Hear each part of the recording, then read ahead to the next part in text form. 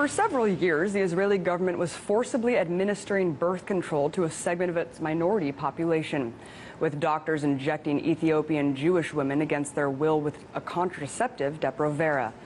But it wasn't until this January that a government official finally acknowledged it. One investigative journalist who interviewed 35 Ethiopian immigrants found that they were being intimidated and threatened into taking the shots, while being told that they were merely inoculations. But many speculate it was all part of a deliberate attempt to restrict an expanding minority in the country. You see, over the last 2 decades, Israel's experienced a significant influx of Ethiopian immigrants. But there now being close to 130,000 living in the country.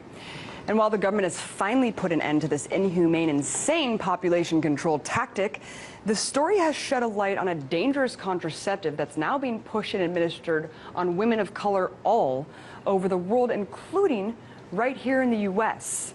So here to talk about the use of Depo Provera and how this is targeting minority populations in both here and abroad, I'm joined now by Randy Short, President and National Spokesperson for the Anti-Depo Provera Clergy Coalition. Thank you so much for coming on. Thank you for having me. So Israel allegedly put this to an end.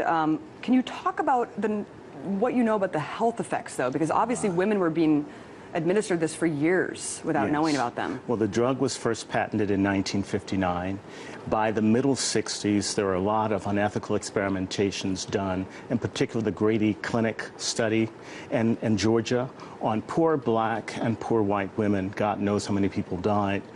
This drug did not get approved until 1993-94, but during that time that was used on women all over. The effects of it are serious: excessive bleeding, osteoporosis, breast cancer, cervical cancer, heart attack, stroke, ectopic pregnancies, excessive weight gain, which can lead to type 1 or 2 diabetes, short or long-term infertility, maternal death. It strips the epithelium, the inner part of the woman's womb, making her more susceptible to all STIs and STDs.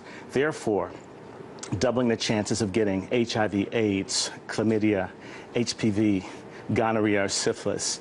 And there are other things that bothers the mental health. One of the things that's come to us, that the group that I work with, the Rebecca Project, is that many women are telling us that they've had mental problems.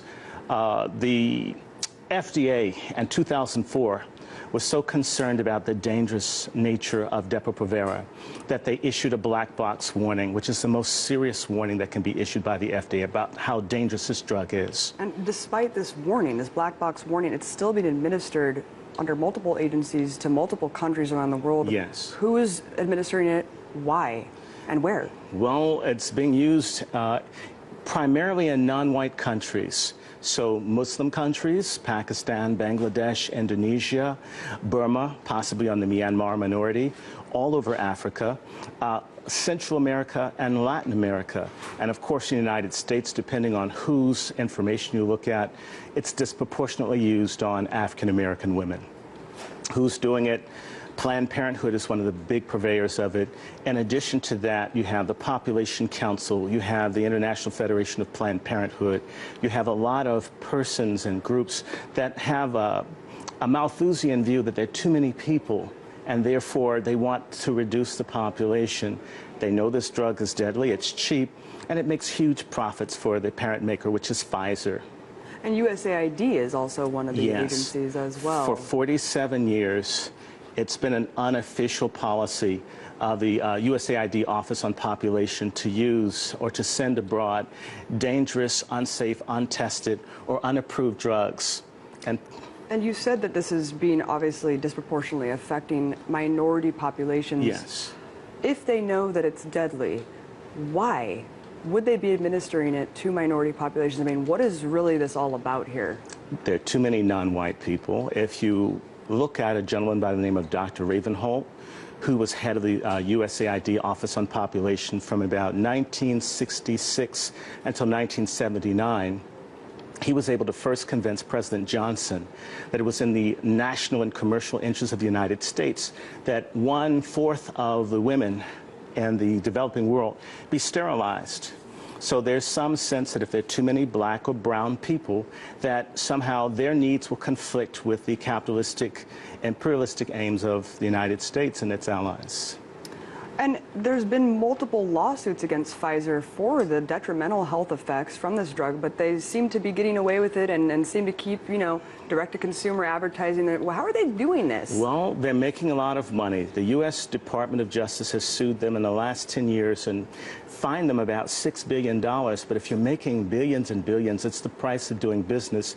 But you have to understand, the people that are being steered towards this drug are poor, they lack education and legal representation, and they're being tricked, so they don't know. Now, you have to understand, Pfizer lost in Canada, they've lost in Europe, but they go to countries where they can't be sued. You can't sue from Nigeria here. You can't sue from Mozambique here. So you can go to countries where you either have a corrupt government structure or they're coerced, or should I say they've constructively manipulated into having this drug as part of their international foreign aid. Do you see what I'm saying? So the women become just chess pieces in a Malthusian eugenics game. And so you think this goes beyond just a corporation making as much money as it can, pushing it on as many people as it can. You think Yes. It actually goes down to, this is a modern-day form of eugenics that we've And seen. genocide, yes. And it's happening here in the U.S. as well. Yes, it is. Well, that's very shocking, and we'll definitely follow up with this story. Very disturbing. Thank you so much for coming on. Right. Thank you for your time. Randy Short, President, National Spokesperson. And I'm with the Rebecca Project on Human Rights. Absolutely. All Thank right, you so thank much. you. All right.